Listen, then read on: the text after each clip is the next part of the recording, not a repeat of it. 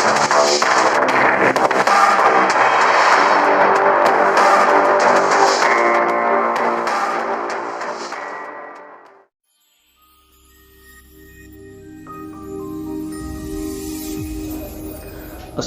علیکم ورحمۃ اللہ وبرکاتہ۔ معزز و محتشم سامعین، آج ہماری گفتگو کا موضوع ہے ظلم و ستم کرنا۔ چونکہ پہلے ہم اپنی گفتگو میں عدل و انصاف کے بارے میں آپ کو کرائے ہیں۔ جو عدل و انصاف نہیں کرتا وہ دوسرے پر ظلم و ستم کرتا ہے۔ حضرت انس رضی اللہ تعالیٰ عنہ سے روایت ہے، آقا علیہ الصلوۃ والسلام نے ارشاد فرمایا، اپنے ظالم یا مظلوم بھائی کی مدد کرو۔ ایک شخص نے عرض کی، یا رسول اللہ صلی اللہ علیہ وسلم، مظلوم کی مدد کرنا تو سمجھ میں آتا ہے کہ وہ دوسرے پر ظلم کر رہا ہے، اس کو ہم روکیں گے ظلم کرنے سے، لیکن ظالم کی کس طرح مدد کریں گے؟ آقا علیہ الصلوۃ والسلام نے ارشاد فرمایا، ظالم کو ظلم سے روک دو، یہی اس کی مدد ہے۔ کہ جب وہ ظالم ظلم کرنے والا اپنے ظلم سے رک جائے گا تو رب ذوالجلال اس کو اس گناہ سے بچا لے گا۔ آقا علیہ الصلوۃ والسلام نے ارشاد فرمایا، لوگ جب ظالم کو ظلم کرتے دیکھیں اور اس کے ہاتھ نہ پکڑیں، مطلب یہ ہے کہ ظالم کے ظلم کو نہ روکیں، تو قریب ہے اللہ سب کو اپنے عذاب میں پکڑ لے۔ تو معزز و محتشم سامعین، ایک اور روایت میں ہے، آقا علیہ الصلوۃ والسلام نے ارشاد فرمایا کہ جس نے دوسرے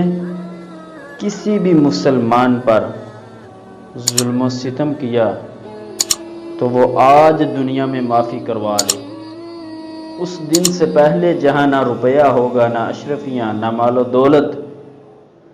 البتہ نیک عمل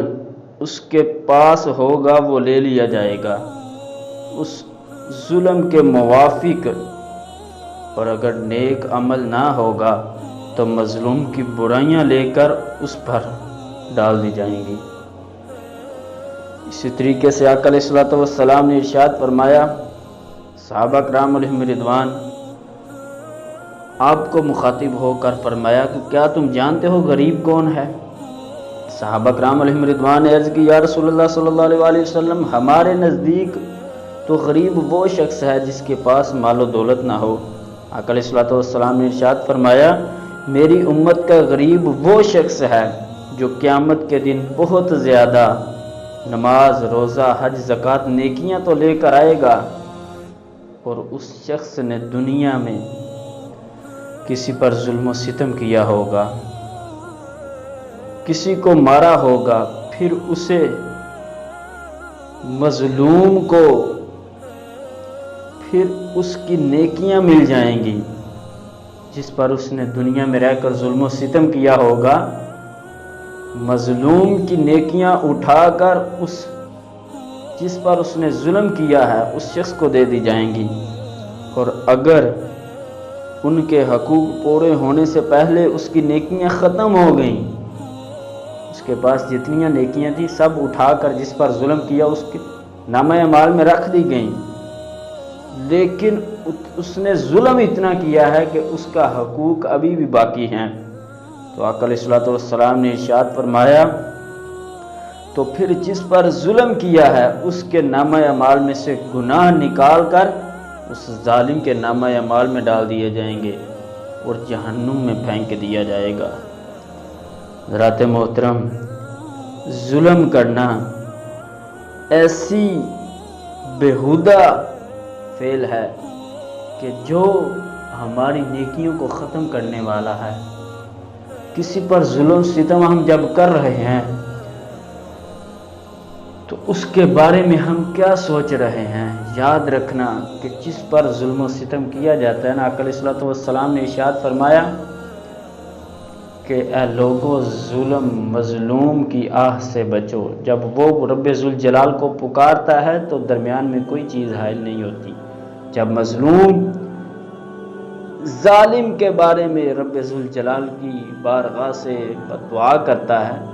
تو رب ذوالجلال مظلوم کی دعا کو بہت جلدی قبول کر لیتا ہے۔ تو ہمیں چاہیے اس دنیا میں رہتے ہوئے اگر کسی سے ظلم و ستم کیا ہے تو آج ہی اس سے معافی مانگ لیں تاکہ کل قیامت کے دن ہماری نیکیاں قائم رہیں، مگر نہ یاد رکھنا ہے مسلمانوں، کل قیامت کے دن اسی ظلم کی وجہ سے ہماری ساری نیکیاں مظلوم کے نامہ اعمال میں چلی جائیں گی۔ دعا ہے کہ رب ذوالجلال ہم سب کو ہمیشہ ظلم سے بچنے کی توفیق عطا فرمائے۔ معزز و محتشم سامعین، اگر ہماری ویڈیو آپ کو اچھی لگتی ہے تو